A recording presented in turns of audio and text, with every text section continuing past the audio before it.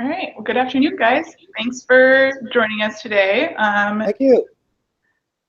So I'm Kate. I write for TechCrunch about cybersecurity, and then we're here with Matthew from Cloudflare, General Hayden from Turdoff Group, and I thought maybe you guys could start off talking just a little bit about what each of you do. Maybe you can tell folks a little bit about what Cloudflare is and how it works. Sure. So Cloudflare is a company that is helping build a better internet.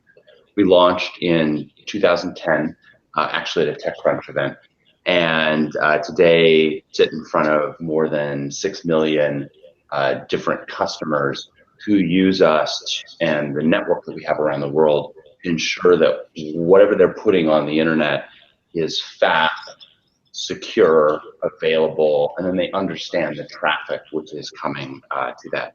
In order to make that work, we run a very large, one of the largest networks in the world with over 100 and almost 120 data centers that go in very non-exotic places like San Jose, California, or Ashburn, Virginia, near where General Hayden is, all the way to, we just turned up a new facility in Djibouti, and we're continuing to build that. What we do with that is, as traffic passes through our network, we can make sure that if any of that traffic is malicious, stop it at our network so it never gets to our customer. And we see about 10% of all internet requests flowing through our network, and we can use the information from those requests to help provide better and better security and performance for all of our customers. Got it. And General, so you of course have a very well-known background, but I'm curious if you can tell us a little bit about the consulting work that you're doing now with Turdoff Group. Sure. So as you know, former director of NSA and CIA, but been out of government now for more than 8 years. And for all of those 8 years, I've been with the Turdoff Group. I'm a principal here and a plank holder. I was here the first day we hung our shingle out. We're a strategic consulting firm. We operate at the strategic level. We don't rent perimeter security guards, nor we do forensics on hard drives, but we do talk to our clients about making themselves more secure against all variety of threats. But within that, as you might expect, Kate, it's with each passing day, we're spending more and more time talking to our clients about cyber dangers, cyber threats, and how they should respond to those dangers. By and large, what we try to do at the strategic level is to give them a realistic sense of the threat. And we're not apocalyptic, but we are quite serious with regard to the dangers that are out there. We talk about potential ways forward that they can make themselves more secure. And then I think we're actually a pretty good source for suggesting to our clients not how much is enough, because that's a very difficult question in the cyber domain, but suggesting to them what are best practices. What are the kinds of things we are seeing out there from the kinds of companies that have just been described that others in similar circumstances have been relying on to make themselves the most difficult target that they can be. Got it. So are there specific concerns about cybersecurity that you often hear from customers or clients in the financial industry?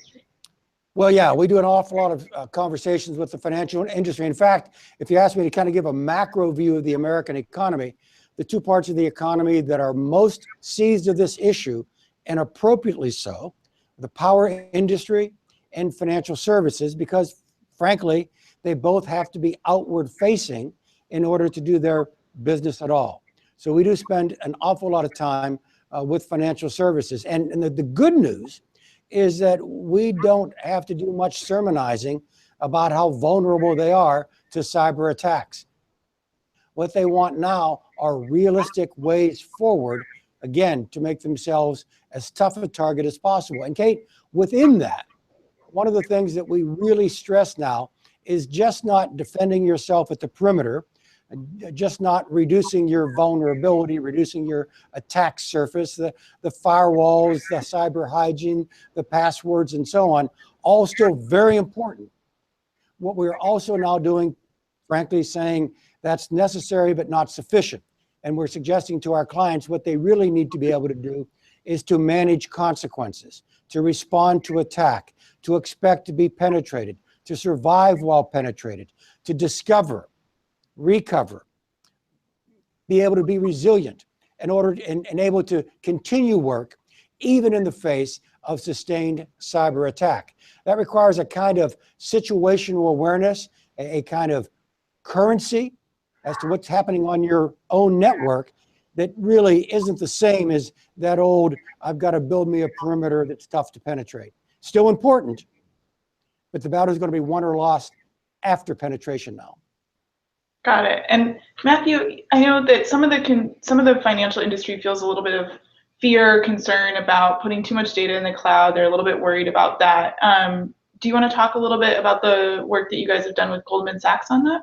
Yeah, sure. I think I would have lost a bet 2 years ago at how quickly large financial institutions would actually adopt the cloud. I would have said it would take 10 years, and it's actually been quite a bit faster than that. And I think a lot of the rationale for that is that a lot of times when you're trying to deal with cybersecurity threats, there's a pretty small universe of the people with the technical talent to be able to do that, and also the data that you need to be able to respond to those threats. The more data you have, the better you're able to respond to it. What cloud providers like Cloudflare or Amazon or Google have as an advantage is that they've just got a ton of data on what they're seeing in terms of the risks, and they can use that data to protect all of their clients. And then they also have the talent on their teams that are just better than even a large financial institution would be able to hire themselves. And so the move, even though 2 years ago I think there was a lot of reticence toward moving to the cloud, I think more and more you're actually seeing a lot of the larger, more sophisticated financial services companies embrace the cloud a lot faster than I thought that they would. In Cloudflare's case, I think that it's a lot easier for large organizations to get comfortable using us because data across our network is ephemeral. It is never at rest there, and so we're not storing it for large amounts of times. And so the amount of concern that large institutions have to think about before using a solution like ours is significantly less than if you're trusting that data to some service provider that's actually storing it for a large amount of time. So they don't have to worry basically if they share data with you and you get breached that data is going to be stolen. Right. There's a risk for data that's passing through our network for that moment in time that it's on our network, but that is a much smaller surface area of risk. And so a number of large financial institutions have adopted us, and even financial institutions that have been reticent to adopt store and compute types of resources like an AWS are willing to use us in front of their infrastructure because it gives them the cloud, it gives them the security, it gives them that expertise and the data without them having to necessarily put their data on somebody else's machine. Great. Let's talk a little bit about accountability in the case of a breach, because as General Hayden, you were saying, it's not just about protecting your network anymore. You kind of have to assume that this might happen and be prepared to respond to it.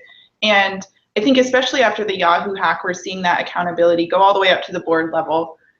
So what do people on a board of a company need to be asking their security team to make sure that they are doing all of the best things that they can do?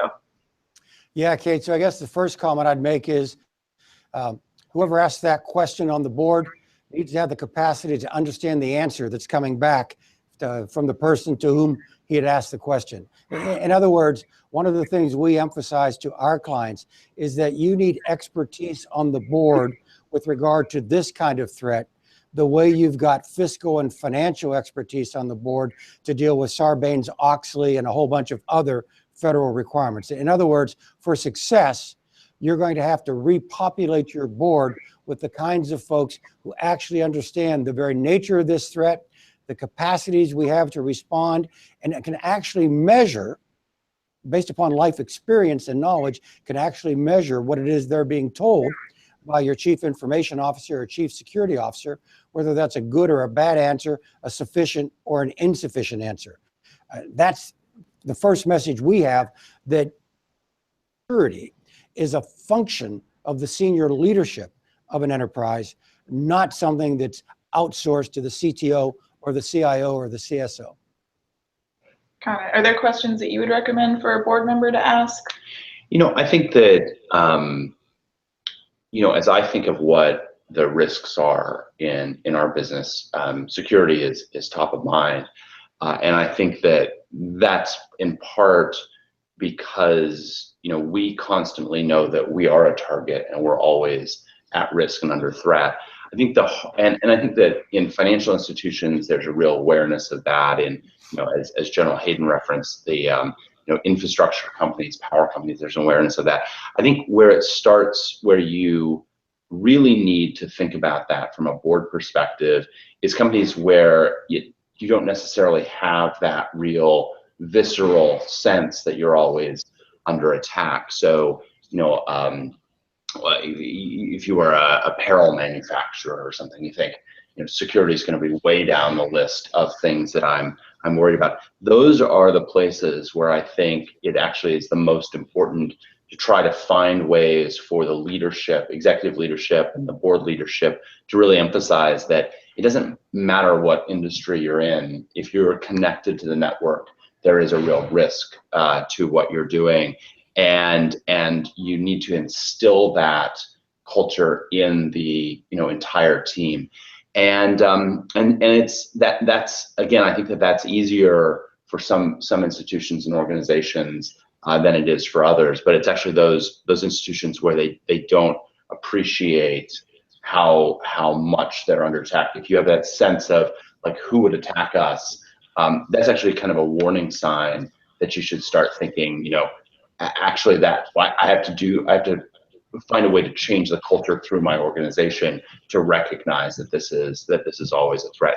In Cloudflare, there's sort of a coming of age moment where we use Google for our email infrastructure because they're just really good at it. And once a week, there will be some engineer that will come up to me and say, I need to show you something that came up on my email inbox. And I'm like, is it a big red banner at the top of the page? And they're like, yeah. And I said, does it say you've been targeted by state-sponsored hackers? And they're like, yeah. And I was like, congratulations, you've made it. You've made it. Son, you finally become a man, right? And it's because, again, that we are constantly because of that, I think there's a real vigilance internally in our organization. And I think one of the things that has been important that we've done is we have an email that is our situation incident response team, where if someone sees something suspicious, they send it to us. 3/4 of the messages that we get at that are just completely false positives, where someone on the sales team will get something sent to them and it'll have an attachment and they'll say, I got this, what do I do? And we're like, it's an insertion order to buy Cloudflare, it's okay. But what's really important is we don't make that person feel like they've done something wrong, even if they've reported something. We would much rather, if you see something suspicious, surface that. And I think that if we at any point made someone feel dumb for doing that, it would be less likely that they would report it. And I think that type of leadership, knowing that you are under attack, knowing that there is risk, rewarding your team for surfacing potential vulnerabilities, the sort of see something, say something attitude, that's leadership that starts at the board, starts at the CEO, starts in every executive. And just like General Hayden said, you've just got to instill that throughout your organization. Otherwise, you're 2 steps behind from day one. Right. And I think Kate, can I reinforce part of Matthew's message there? Because I talked about it's not just vulnerability reduction, it's consequence management, it's the response to the attack, the acceptance that sooner or later you're going to be penetrated. So a couple of observations based upon what Matthew just said. Number one, if I'm on the board, I want to know whether the CEO really gets this. Doesn't have to be a technologist, but does he understand what Matthew just pointed out here? That business success here depends on cyber awareness, that it's not a subtraction from his bottom line, it is integral to his top line. The second is what we call in the military situational awareness, kind of that God's eye view of your own network. And so the question I would then ask, who, if anyone in this organization, for which I'm a board member, has a God's eye view of a network so that he or she can detect anomalous activity? And then, does he or she have the authority to fight the network? In other words, in order to respond to the penetration, does he or she have the authority on their own to begin to kind of take the kinds of actions that do ensure that you discover, recover, respond, and can be resilient? Because time is really critical here. And I think cybersecurity is an issue it's hard to get up to speed on. Like you were saying, you need a board member who's educated on this. You maybe have employees who are aware that there is a threat, but they're not really sure how to recognize it. How do you go about educating those people in your company, whether they're a board member or an employee, just kind of on the basics and, rewarding that kind of reporting behavior, even if it turns out to be nothing? So my experience largely in this regard was within government, but the problem's not different at all. I mean, I've been at National Security Council meetings where we're talking about some particularly edgy defensive or offensive operation. And it's clear to me that those 60 and 70 somethings around the table really aren't quite following what the expert at the end of the table is trying to tell them about. One of the things I thought was pure gold, Kate, when I was at NSA, was to find the kinds of who were technologically excellent and could speak to me in liberal arts English in order to explain fundamentally what was going on. So to a first order, we actually do this at the Chertoff Group. We recommend you find the people in your organization or you hire the people for your organization who can explain what it is they're about in plain, understandable English to, frankly, a generation of board members who will forever be digital immigrants, never digital natives. No, and I think that one of the things that sometimes frustrates me about the cybersecurity space is that you get sort of two attitudes. One, this is so complicated that the average employee, the average person can't understand it. And then two, that the answer is always buy another box or buy another solution or buy another service. I think both of those are fairly dangerous attitudes. And they sort of kick the can down the road and say that it's somebody else's responsibility. Whereas, I think there's some just very practical concerns, and the first step for any organization to be secure is not go buy whatever the new box is. The first step is make sure that every single employee understands that there is real risk, that they feel comfortable if they see something anomalous reporting that anomaly, and that there isn't this sort of nihilistic attitude that there's nothing we can do. The reality is that security for any organization is the collective intelligence of that entire organization. And so I think that, just as the general said, making this as sort of plain language as much as we have to practice these practices, and it's everyone's responsibility to do that. I think that's absolutely critical, and again, I think that's easier for some organizations that really know every day that they're under attack. I think where a lot of the risk comes in are a lot of those organizations that think, why would anyone ever go after us? Right. And you were talking a little bit about purchasing security solutions, and I think there's such a huge industry for these kind of just patch on solutions. Yeah. Magic boxes. Right. How do you, as a company, go about evaluating whether or not you want to purchase this solution or that solution? How do you kind of tell the gold from the rest?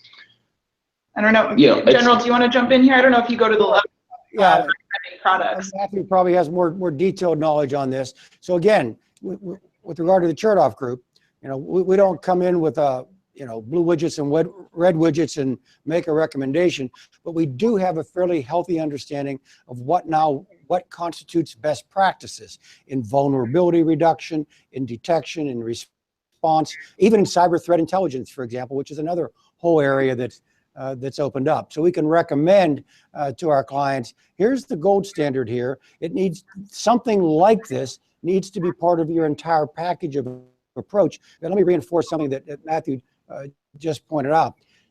This is effort. It's based upon total understanding of everyone in the team about what is going on here. And we do tell our clients, there are no magical boxes out there that make you able to kind of do like this with your hands and walk away from the issue. Back to our primary example, you will be penetrated. It's about discovery and response. It's about fighting the network. I'm sorry to keep using military terms, but this is a continuous meeting engagement. This is not a castle and a siege. Yeah, and I think that there is one of the things that again has really frustrated me often in being part of the security industry at some level is this sort of idea of one selling on fear. There's this hacker in a mask with leather gloves that's coming after you all the time, and if you just buy this magic box, it's going to solve it, or buy this service, it's going to solve it. I think it's, again, that is putting the responsibility for security in some other vendor out there, as opposed to just really taking the time to educate your workforce is going to make a lot more, is going to have a lot larger effect on you actually being able to respond to threats than any sort of boxes that's getting sold by some vendor that is at RSA. And so there are tools that can help you understand that. There are organizations that have data that can assist you, but security really is something that is the responsibility of everyone in the organization, and it's not as simple as, oh, if we just double our spending on security solutions, then we'll be fine. The much more important thing is, again, to instill the culture of security throughout the organization, and that's the real key. You think are maybe not the top priority venture capitalists should be looking to invest in cybersecurity companies right now, or do you think that it's kind of not the place to be putting your money? I'm not very popular at cybersecurity conferences because I typically my sort of grenade is, in 10 years there won't be any standalone security companies. I think that you'll increasingly see what is being the solutions that give you either visibility, threat detection, anomaly detection, those things getting built into the various platforms that are out there. On the content side, that gets built into solutions like Cloudflare, gets built into solutions like Amazon, Microsoft, Google. On the endpoint side, that gets more and more developed by the people that are making those endpoints. So Apple, Google, Microsoft, and that gets incorporated on both of those sides. So security, I think, gets built more into those platforms. And so if I were a venture capitalist thinking about sort of a pure play security company, my question would be, is this something which can continue to be differentiated and exist and add value in a world that is increasingly controlled by large platforms on either side? And if so, that's maybe something that's an interesting investment. But I think the sort of days of the magic boxes are going away, because again, I'm not even sure if you go buy whatever the newest smart firewall, how you even install that in an increasingly cloud-based world. You can't call up Amazon and say, I'm going to ship you a FireEye box. Could you please install it somewhere in our network? It just doesn't make sense. So it's more about investing the money into the overall health of the internet rather than investing into the band-aids for the problems. That has always been our thesis. So people like to kind of put call Cloudflare a security company, and I think that's right. We provide security, and that's one of the reasons why people use us. But we also think about internet performance. We think about availability, and it's much more of a comprehensive package of how do you build a network that has security built into it from the beginning. And if we were if all we did was security, I'd be much more worried about our long-term future than by saying, okay, we're like a transit provider, like a bandwidth provider, but we have security built in. We have performance, we have availability, we have load balance, we have all of these different functions built in. And I think that that's the direction of the future. And so investments in security companies, the question is, how does this continue to be relevant in a world where on one side, Apple, Google, and Microsoft will control, really access the endpoints and lock those down very tightly. And then on the other side, increasingly, Amazon, Google, Microsoft will control the actual infrastructure. And the question is, where as a security company do you fit in that world? I think we're going to open up in just a minute for audience questions. Alessio is going to send me some from the Hangout, and then if you guys are on Twitter, you can also tweet questions at me at Kate Conger. But General Hayden, what do you think about the state of the cybersecurity industry right now for people who are thinking about investing? Are there areas that you think are interesting? Yeah, I do. And there's an awful lot of what we at the Chertoff Group would call entrepreneurial and technological energy in the private sector, along all vectors of cybersecurity. We sketch out a simple risk equation. Risk is equal to the threat times your vulnerability times the consequence. I've already said that vulnerability reduction remains very important, although it is more a bit of our past history than our current history. You have consequence management. That's the response, recovery, resilience, discovery aspect. Right now, we see the highest amount of energy in that. And then over here in the T factor, the threat, in physical space, you deal with the threat by trying to reduce it. In the cyber domain, really hard to do if you're a private sector company. So the energy we see in the T factor right now is in cyber threat intelligence, which frankly, as a former director of NSA, I see private companies out there very aggressive, web crawling, port scanning, foreign national employees assuming persona in Moldovan chat rooms, for example, in order to give warning to their clients. So I do see one of the good news stories of the cybersecurity challenge is not that our government's gotten a lot better at this just recently, because that's going to be just a slow road because of the nature of government and the nature of this problem. But the energy we see in the private sector in terms of discovery, and I think ultimately, though, I agree with Matthew, this is leading in the direction of integration, not just a garden of one-offs where you get to go and pick this one or that one or the other one. And so with regard to investment and discovery, I do think it is moving in the direction where these things get integrated into the system itself, rather than what we've been forced to do for the last 25 years, which is to bolt them on as an afterthought. Great. I did see a question pop up from the Hangout that had to do with how you see the blockchain and decentralization affecting the cybersecurity industry. Is that something either of you'd like to jump on? I think that I think there's a lot of interesting ideas that are being developed around how you can decentralize data, and instead of that data existing in one place, how you can expand it greatly. And I think one of the areas where that becomes important is when the fidelity of data really matters. So, you can imagine there are a lot of times where keeping data private isn't the important thing, but it's making sure that someone hasn't gone in and tampered with that data. Ownership records, that are a clear example of that. I think that the blockchain technologies that are being developed will have some sort of role and place in that.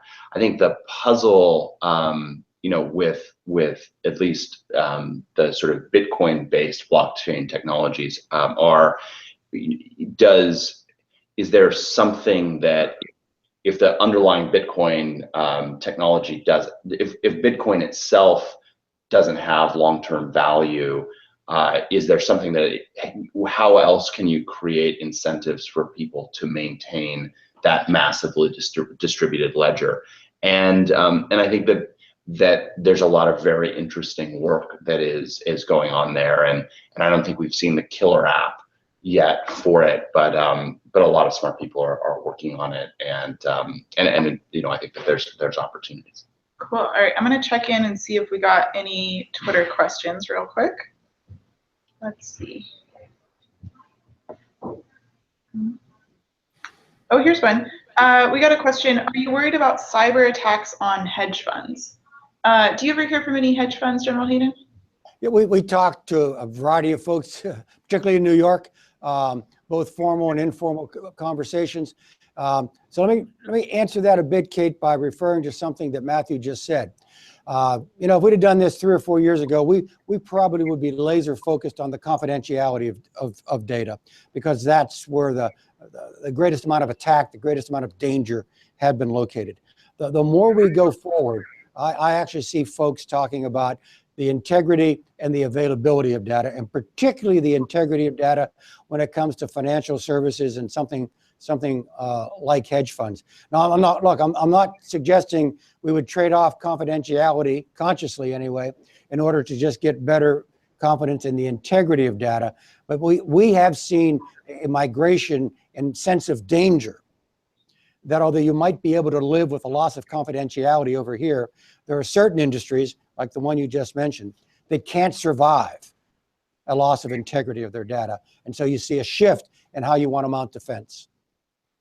And we see that I think have been surprised at how much hedge funds, venture capital funds, and others have been migrating to us, and we're not a complete solution for all of that. One of the there's an attack which is currently going around, a very intelligent targeted attack targeting venture capital firms right now, where attackers are figuring out how wire transfers are being made, and when a firm goes to fund a new venture, they'll say that they'll the attacker will insert themselves in that chain and say, well, wire half the money to this account and half the money to this other account.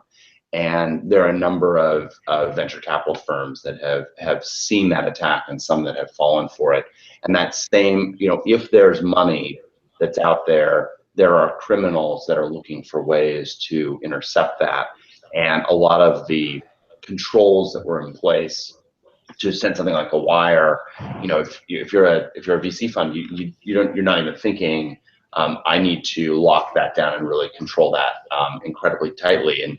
And same thing will be true with hedge funds, where you've got distributions and things that are in place. And so if you are handling large sums of money, know that there are attackers that are out there that are going to try to figure out ways for them to insert themselves and capture those large sums of money.